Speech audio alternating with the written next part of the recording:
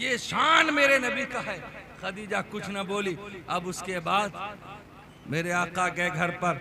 अब कल होकर के जब वापस आए, माल को लिया और माल को लेकर के जब बाजार की तरफ बढ़े तो हजरत खदीजा का एक गुलाम था जिसका नाम मैसरा है।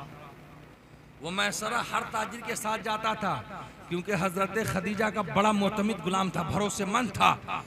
और हजरत खदीजा जब किसी ताजिर के साथ लगाती तो ये कहती थी कि इसको देखना, ये माल को गसब न कर पाए, माल को छुपा न पाए, माल को दबा न पाए, माल की हिफाजत करना है। लेकिन आज जब मेरे सरकार के साथ हजरत खदीजा जो है मैसरा को भेज रही हैं तो हजरत खदीजा जो है मैसरा से कहती, मैसरा आज से पहले जितने लोगों के साथ तू गया है तो माल की हिफाजत किया है, आज तुमको माल की हिफाजत नहीं बल्कि मोहम्मद की हिफाजत करनी है, इनकी देखभाल करनी है, इनकी खिदमत करनी है और इनको देखना है ये कैसे चलते हैं। हजरत खदीजा ने कहा इनको देखना है तो मैसरा ने कहा मेरी मलका क्या क्या देखना है? कहा सब कुछ देखना है, इनके चलने फिरने के तरीकों को देखना है, इनके खाने पीने के ढंग को देखना है, इनके सोते जागते के तरीकों को देखना है, तिजारत के मामूल को देखना है, बोलने के अंदाज को देखना है, हर चीज को देखना है। और सिर्फ वो मैसरा देखना नहीं है बल्कि ये कलम कापी ले, इसे ले करके जा और नोट भी करते रहना है। जब तू नोट करके आएगा तब मैं तुमसे पूछूंगी। अब उसके बाद भेजा। अब उसके बाद मेरे आका भी निकले हैं, पीछे पीछे आपका गुलाम खदीजा का मैसरा भी है। अब जब गए हैं शाम के बाजार में और वहां पर माल को फरोख्त किया और फरोख्त करके जब लौटा है तो लौट करके अब मैसरा के दिल में एक बात मचल रही थी, तमन्ना थी कि आज से पहले बहुत सारे ताजिरों के साथ आया लेकिन किसी भी ताजिर के साथ जो है इतना मुनाफा नहीं हुआ है जितना मुनाफा आज मोहम्मद के साथ हुआ है। इसने अपने घोड़े को लगाई और तेजी से भगाया और खदीजा के घर के करीब किया और करीब करके जब सीप पहुंचा खदीजा की बारगाह में, कहा मलका मुबारक हो, मुबारक हो। कहा किस बात की मुबारकबादी पेश कर रहा है? कहा खदीजा मुबारकबादी इस बात की है आज से पहले जितने ताजिर गए हैं तो तेरे माल में 1 गुना मुनाफा हुआ है या 2 गुना मुनाफा हुआ है, लेकिन आज जिस ताजिर के साथ गया हो उसके साथ 1-2 गुना नहीं बल्कि हर माल में 10 गुना ज्यादा मुनाफा हुआ है। जैसे इतना कहा तो हजरत खदीजा कहती है ओ मैसरा मैंने तुम्हें माल देखने के लिए नहीं भेजा था, अरे इतना नूरानी उसका चेहरा था, उसकी सूरत थी, होना तो बरकत ही था क्योंकि बरकत वाले सूरत के वाले के साथ मैंने तुम्हें भेजा था। लेकिन तुम्हें माल को नहीं देखना है, मैंने जिस काम के लिए तुम्हें भेजा था वो काम करके आए हो कि नहीं आए हो? कहाँ कर करके आया हो? कहाँ फिर लाओ मुझे बताओ कि वो चल रहे तो फिर क्या मामला होता था। अब मैसरा ने उस रजिस्टर को खोला है और खोल करके पढ़ना शुरू किया है। ओ मेरी मलका जब वो चल रहे थे उनके कदमों के नीचे जब रेतीली जमीन आती थी तो उनके पांव का निशान नहीं पड़ता था, लेकिन जब वो पथरीली जमीन पर चलते थे तो उनके पांव का निशान पड़ता था। कहा और क्या देखा था तूने? कहा मैंने एक बार ये भी देखा कि सारे ताजिर शाम के बाजार में बड़े परेशान थे, ग्राहक आ नहीं रहा था, खरीदार आ नहीं रहे थे। लेकिन कुछ देर बाद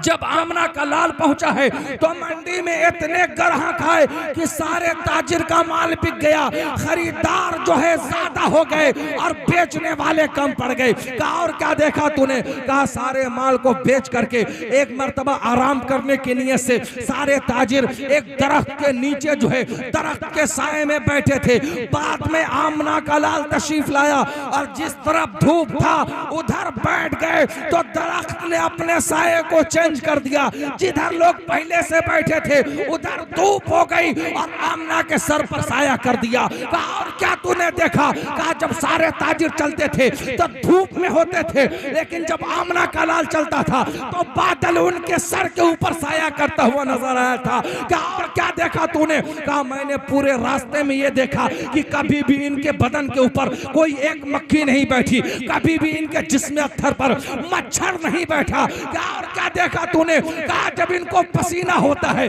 तो उससे खुशबू फैलती है, और जितना पसीना निकलता है उतनी तेज खुशबू फैलती जाती है। कहा और क्या तूने देखा? कहा चलते चलते मैंने ये भी देखा था कि रास्ते में सूखे कुएं आए थे, उस कुएं में थूक दिया था, थूकने की वजह से जो है पूरा कुआं पानी से लबालब भर गया था।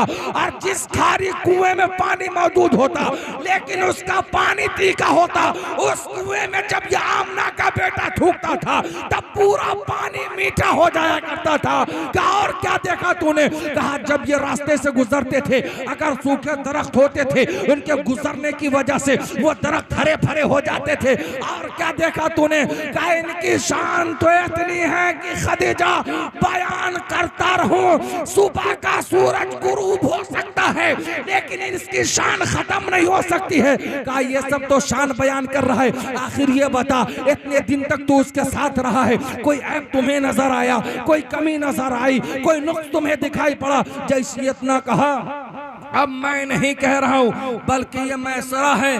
कहा खदीजा देखना पड़ेगा, मुझे तो ये नहीं लगता कि इनके अंदर कोई नुक्स हो, इनके अंदर कोई ऐब हो, इनके अंदर कोई कमी हो। कहा यह कैसे हो सकता है कि एक इंसान के अंदर कोई ऐब न हो, एक इंसान के अंदर कोई नुक्स न हो?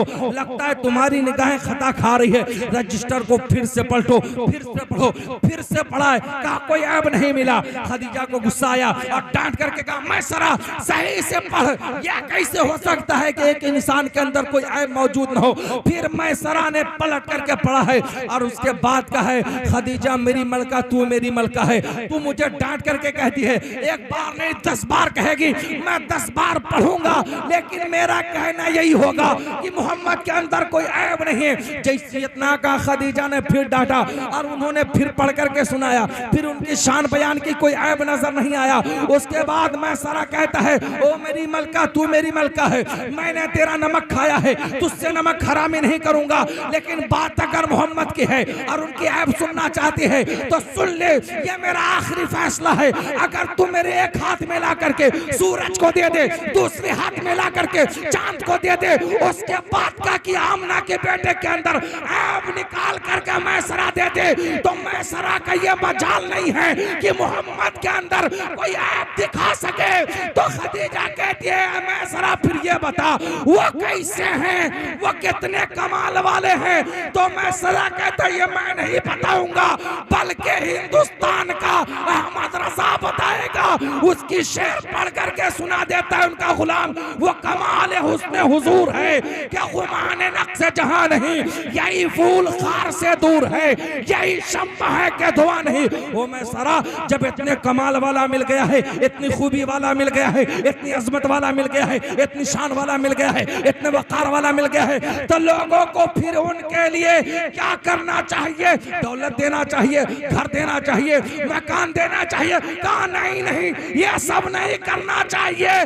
फिर का इतना खूबसूरत मिला है तो यही करना चाहिए, करूं तेरे नाम पर जाफेदा, न बस एक जादो जहां फेदा, तो जहां से भी नहीं जी भरा, करूं क्या करोड़ों जान। ये शान ये मकाम मेरे नबी का है। अल्लाह तबारक व तआला कहने सुनने से कहीं ज्यादा हमें और आपको अमल की तौफीक फरमाए।